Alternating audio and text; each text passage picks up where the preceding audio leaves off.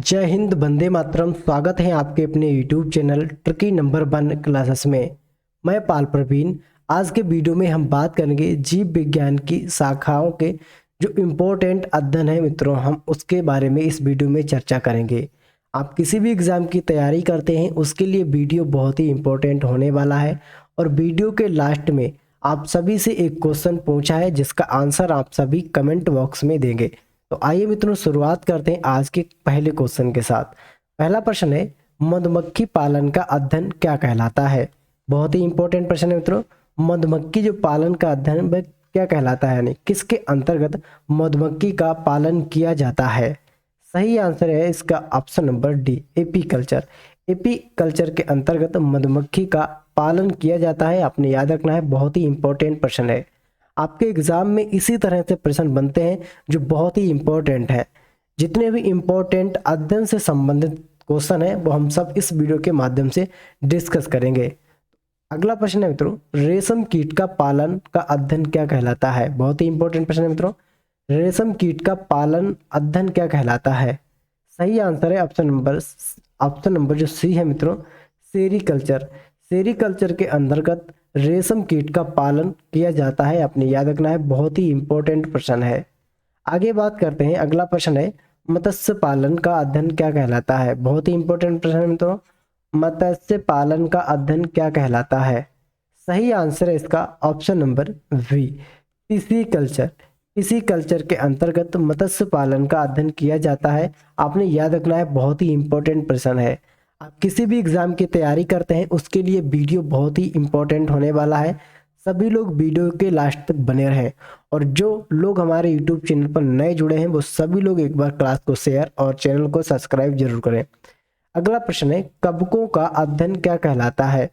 कवकों का अध्ययन क्या कहलाता है। बहुत ही इंपॉर्टेंट प्रश्न है मित्रों। सही आंसर है इसका option number C, mycology. Mycology के अंतर्गत कवकों का अध्ययन किया जाता है। आपने याद रखना है, बहुत ही इंपॉर्टेंट प्रश्न है। आगे बात करते हैं मित्रों, शैवालों का अध्ययन क्या कहलाता है। बहुत ही इंपॉर्टेंट प्रश्न है मित्रों। शैवालों का अध्ययन किसके अंतर्गत किया जाता है। क्वेश्चन बहुत ही इंपॉर्टेंट है। इस तरह के क्वेश्चन आपके एग्जाम में कई बार देखने को मिलते हैं। सही आंसर है इसका option number D, phycology. Phycology के अंतर्गत शैवालों का अध्ययन किया जाता है। आपने याद रखना है, बहुत ही इंपॉर्टेंट प्रश्न है। अगला प्रश्न है, पुष्पों का अध्ययन क्या कहलाता है, यानी पुष्पों का अध्ययन किसके अंतर्गत किया जाता है। सही आंसर है इसका option number A, anthology. Anthology के अंतर्गत पुष्पों का अध्ययन किया जाता है।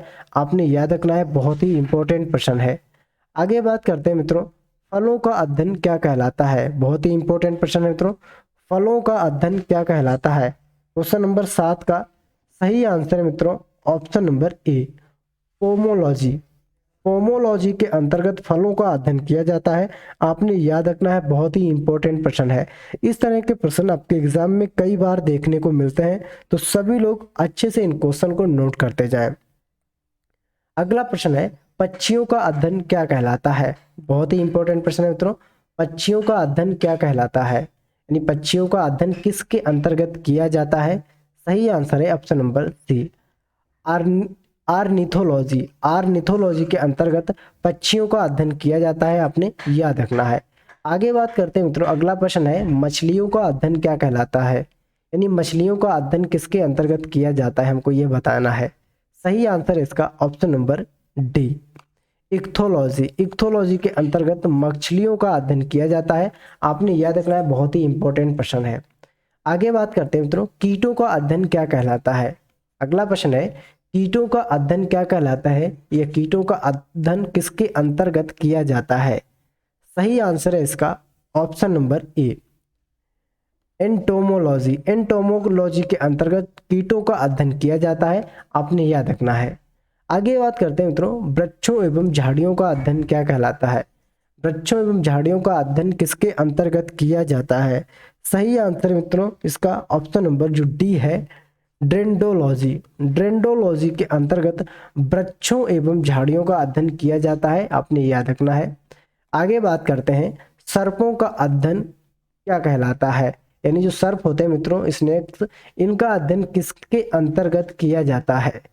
सही आंसर है इसका option number B, ophiology. Ophiology के अंतर्गत सर्पों का अध्ययन किया जाता है। आपने याद रखना है, बहुत ही इंपॉर्टेंट प्रश्न है। आगे बात करते हैं, छिपकलियों का अध्ययन क्या कहलाता है, यानी जो छिपकलियां होती हैं मित्रों, इनका अध्ययन किसके अंतर्गत किया जाता है। सही आंसर है इसका ऑप्शन नंबर सी, सेरोलॉजी के अंतर्गत। सेरोलॉजी के अंतर्गत मछलियों का अध्ययन किया जाता है। आपने याद रखना है, बहुत ही इंपॉर्टेंट प्रश्न है। आगे बात करते हैं, काष्ठी पेड़ों का संवर्धन क्या कहलाता है। काष्ठी पेड़ों का संवर्धन क्या कहलाता है।